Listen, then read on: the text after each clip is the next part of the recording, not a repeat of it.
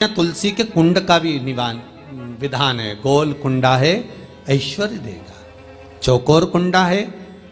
आप लोग कई बार देखे होंगे किसी किसी के यहाँ चौकोर तुलसी का क्यारा होता है, कुंडा होता है, वो वंश बढ़ाता है। षडाकृति का है, वो धन देता है, संपदा देता है। दोष हमारा है, हम तुलसी के कुंड के नीचे शंकर जी को रख देते हैं। क्यों? कि यहीं तुलसी जी को पानी चढ़ाएंगे, यहीं शंकर जी को चढ़ा देंगे। दोष है। तुलसी के कुंड के नीचे हम सर्प देव को रख देते हैं, नाग देवता रख देते हैं, पानी चढ़ाएंगे, पात्री रख देते हैं, नहीं, दोष।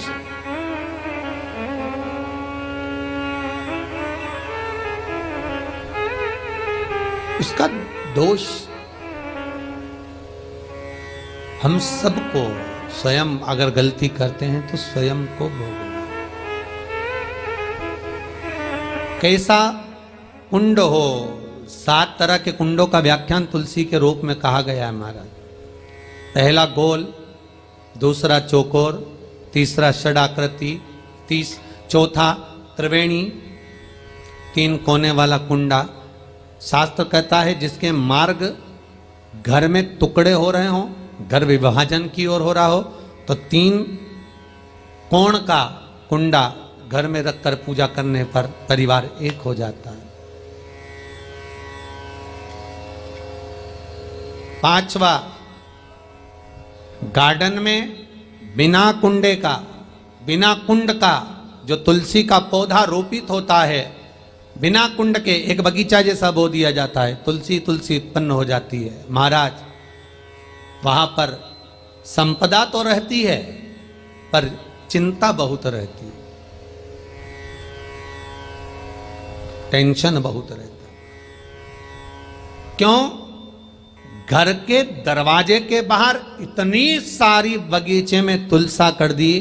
कोई निकल कर जा रहा था, उसने थूक दिया, कोई निकल कर जा रहा था, उसने पानी डाल दिया, कोई श्वान ने, कुत्ते ने, किसी ने, बिल्ली ने गंदगी कर दी, उसका दोष आपको लगेगा। इसलिए कुंड के अंदर तुलसा का, तो वो धन तो देगा, जो तुमने बगीचे में तुलसा लगाई है, गार्डन तुलसा का करा, वो धन तो देगा, संपदा भी देगा, पर चिंता को बढ़ा देगा। 5वां,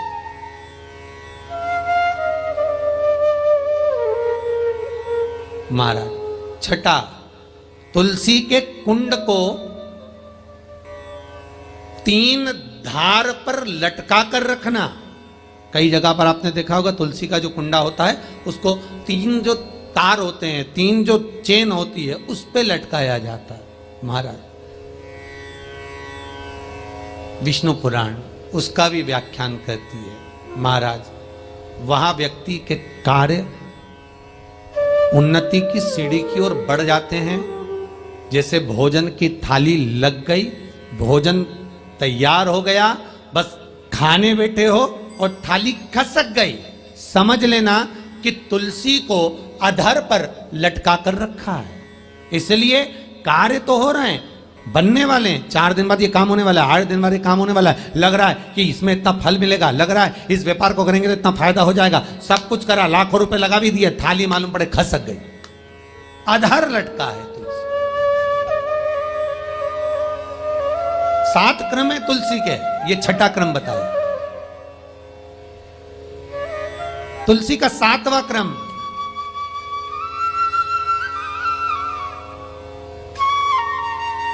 तुलसी का 7वां क्रम है। महाराज, तुलसी का कुंडा जैसा घर के आंगन में है, तुलसी का कुंड जैसे घर के आंगन में विराज रहा है, ऐसा ही छोटा सा कुंड भगवान के लिए रोपित करें। प्रतिदिन भगवान की सेवा करते समय तुलसी का कुंड सम्मुख रखकर उसकी आराधना करना, फिर उस कुंड को वापिस बाहर ले जाकर रखना, फिर दूसरे दिन पूजन के समय पर कुंड को लाकर रखना। हम तो यहां तक कहते हैं, विष्णु पुराण गर्ग संहिता